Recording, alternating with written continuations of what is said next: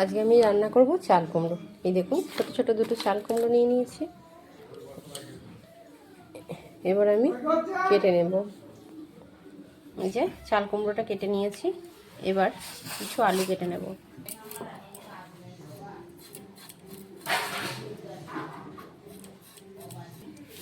কেটে ফেলেছি।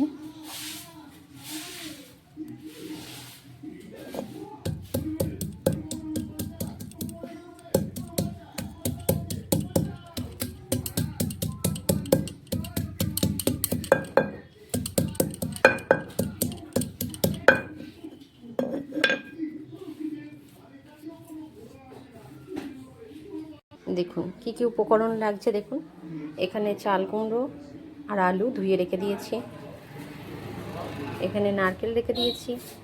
এখানে কাঁচা লঙ্কা, এখানে দুধ, এখানে লঙ্কা গুঁড়ো, হলুদ গুঁড়ো, জিরে গুঁড়ো, আদা বাটা আছে। এখানে আছে কলাই মানে বিড়ি কলাই, আর এখানে আছে গোটা জিরে, আর নিয়ে নেব সর্ষের তেল। কড়াই বসিয়ে দিয়েছি। এই যে কলাইগুলোকে ভেজে নিচ্ছি, এবার তুলে নেব। এবার এই তেলে আমি দিয়ে দিলাম গোটা জিরে কিছুটা পরিমাণ। এবার আমি এই আলুকে কষিয়ে নেব।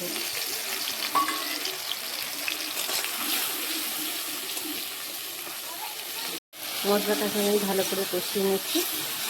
দেখুন কষিয়ে নেওয়া হয়ে গেছে। এবার আমি এতে আলুগুলোকে দিয়ে দেবো। আলু আর চাল কুমড়ো যেটা কেটে ধুয়ে রেখেছিলাম সেটাকে আমি সম্পূর্ণটা দিয়ে দেবো। আমার পয়দাটা কি সুন্দর খাবার খাচ্ছে। এবার এটাকে আমি ভালো করে কষিয়ে নেব।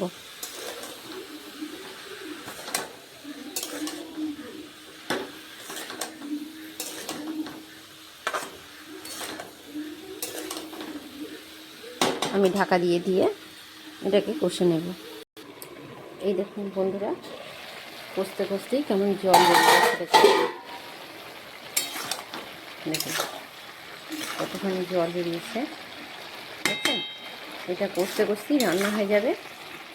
এতে আমি কিছুটা পরিমাণ কাঁচা লঙ্কা দিয়ে দেবো। এই যে তিনটে লঙ্কা আমি দিয়ে দেবো।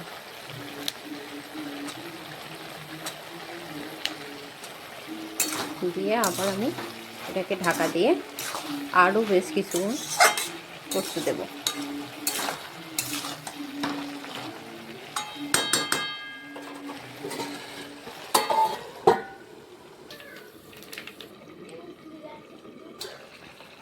এই যে দেখুন দিই মিষ্টিটা দিই। এই যে দেখুন সেদ্ধ হয়ে গেছে। অল্প মিষ্টি দিয়ে দিলাম যেহেতু নিরামিষ তরকারি। এবার আমি দিয়ে দেবো এই যে দুধটা রেখেছিলাম সেই দুধটা দিয়ে দিলাম। দিয়ে দিলাম বিড়ি কলাই।